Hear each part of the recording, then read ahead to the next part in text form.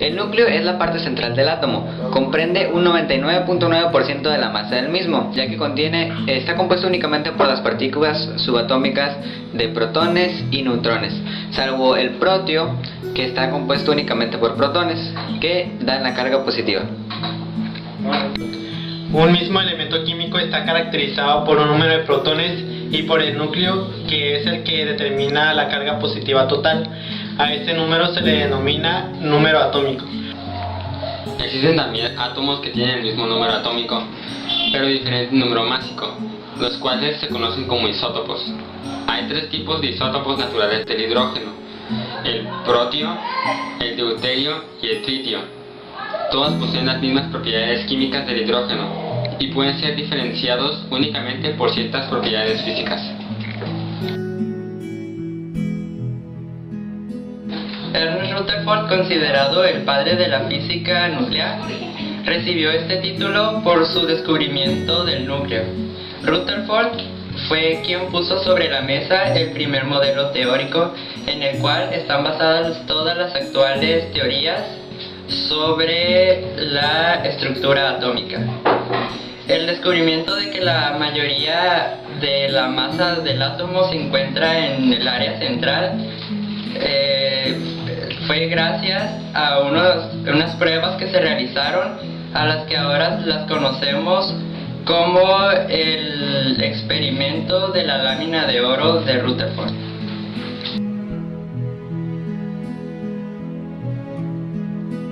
En 1910, Rutherford y su equipo de trabajo estudiaron los ángulos en los cuales las partículas alfa son desviadas, y como pasan a través de una delgada lámina de oro, varias de estas partículas la atraviesan sin desviarse. Aunque algunas de ellas fueron dispersas, algunas en la misma dirección en la que venían. Esto significa que colisionaron con un cuerpo mucho más masivo que la misma partícula, pero tan pequeña que solamente unas pocas partículas alfa se encontraban con ello. Esta vista a nivel atómico muestra lo que realmente sucede. La masa del átomo es ocupada por electrones poco masivos. El núcleo es pequeño y masivo. Cuando la partícula alfa se encuentra con el núcleo, es desviada en ángulos amplios. La radioactividad es un proceso en que un núcleo más se transforman en otros al desprenderse de algunas partículas. Este proceso es exoenergénico y, aunque presenta muchos riesgos, es posible utilizarlo provechosamente. El proceso de la radioactividad es un proceso espontáneo, ya que no se puede definir exactamente cuándo se desintegrará algún átomo. Sin embargo, sí se pueden obtener los datos al referirse a una cantidad sumamente grande de átomos trabajando en conjunto.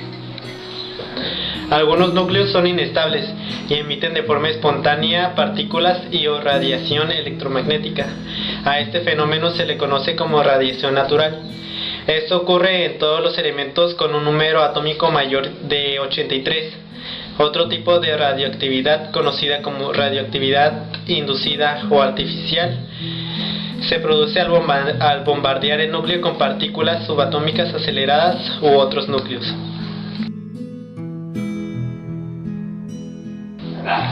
En 1896, el físico inglés Antoine Henry Becquerel comprobó que determinadas sustancias, como las sales de uranio, producían radiaciones penetrantes de origen desconocido. Este fenómeno fue conocido como la radioactividad.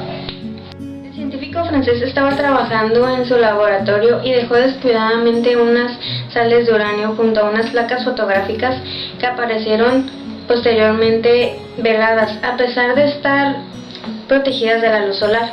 Gracias a su descubrimiento, Becquerel se convirtió en el padre de la energía nuclear.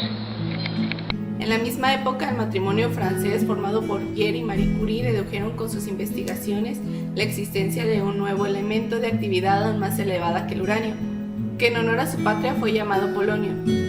También fueron los descubridores de un segundo elemento llamado radio. Estos tres elementos, por sus características, tomarán gran importancia en el desarrollo de la energía nuclear. Actualmente, el combustible de prácticamente todas las centrales nucleares que producen energía eléctrica usan el uranio como combustible. Posteriormente, como resultado de las investigaciones de Rutherford y Soddy, se demostraría que el uranio y otros elementos pesados emitían tres tipos de radiaciones: alfa, beta y gamma. Las dos primeras están constituidas por partículas cargadas, comprobándose que las partículas alfa eran núcleos de átomos de helio y las partículas de beta eran electrones. Además se comprobó que el rayo gamma era de naturaleza electromagnética.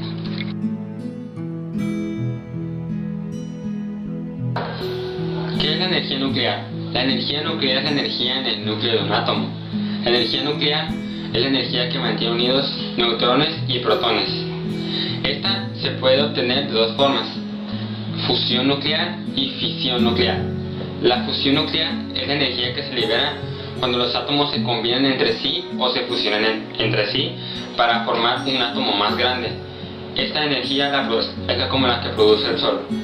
Nuclear, los átomos se separan en átomos más pequeños liberando energía. Las centrales nucleares utilizan la fisión nuclear para generar electricidad. Cuando se produce una de estas dos reacciones, la fisión nuclear o fusión nuclear, los átomos pierden una ligera cantidad de masa y esta masa se transforma en una gran cantidad de energía calorífica, tal como lo descubrió Albert Einstein con su fórmula E igual a mc al cuadrado. Aunque la productividad de energía eléctrica es la utilidad más habitual que se le da a la energía nuclear, también tiene otros usos, así como las aplicaciones médicas, medioambientales o bélicas.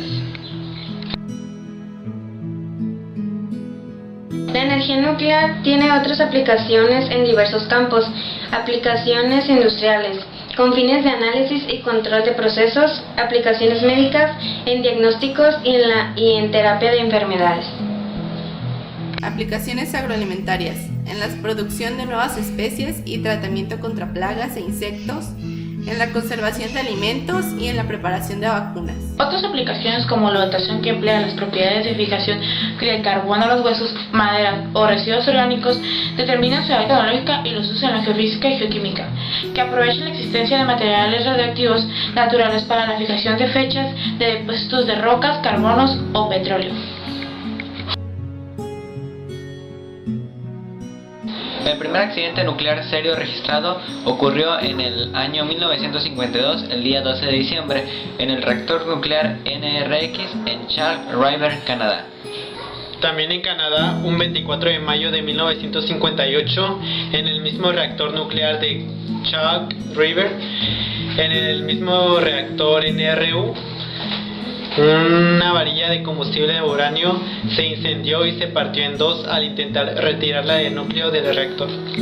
Estados Unidos, 1959, un reactor refrigerador por sodio sufrió una función parcial del núcleo en el laboratorio de Santa Susana Field, cerca de Simi Valley, California. En 1979, la central nuclear de Three Mile Island tuvo un fuerte accidente nuclear en su primer año de funcionamiento. La mala interpretación de datos tuvo errores graves en las divisiones de los empleados de la central. Aunque el núcleo del reactor nuclear quedó fuertemente dañado, pero tuvo unos limitados productos radioactivos que salieron al exterior. Este suceso fue clasificado como nivel 5 en la escala internacional de sucesos nucleares. En abril de 1986 ocurrió el accidente nuclear más importante de toda la historia, en la central nuclear de Chernobyl. Por una sucesión de errores humanos, en el transcurso de pruebas planificadas con anterioridad, fue clasificado como nivel 7, accidente nuclear grave en la escala de Guinness.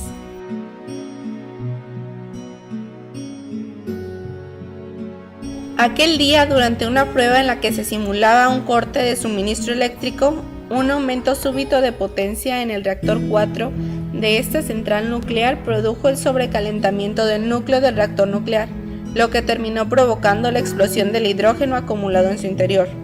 Básicamente se estaba experimentando con el reactor para comprobar si la energía de las turbinas podía generar suficiente electricidad para las bombas de refrigeración en caso de fallo. La cantidad de dióxido de uranio, carburo de boro, óxido de europio, herbio, aleaciones de circonio y grafito expulsados, materiales radioactivos y tóxicos que se estimó fue de unas 500 veces mayor al liberado por una bomba atómica arrojado en Hiroshima en 1945, causó directamente la muerte de 31 personas y forzó al gobierno de la Unión Soviética a la evacuación de 116.000 personas, provocando una alarma internacional al detectarse radioactividad en al menos 13 países de Europa Central y Oriental.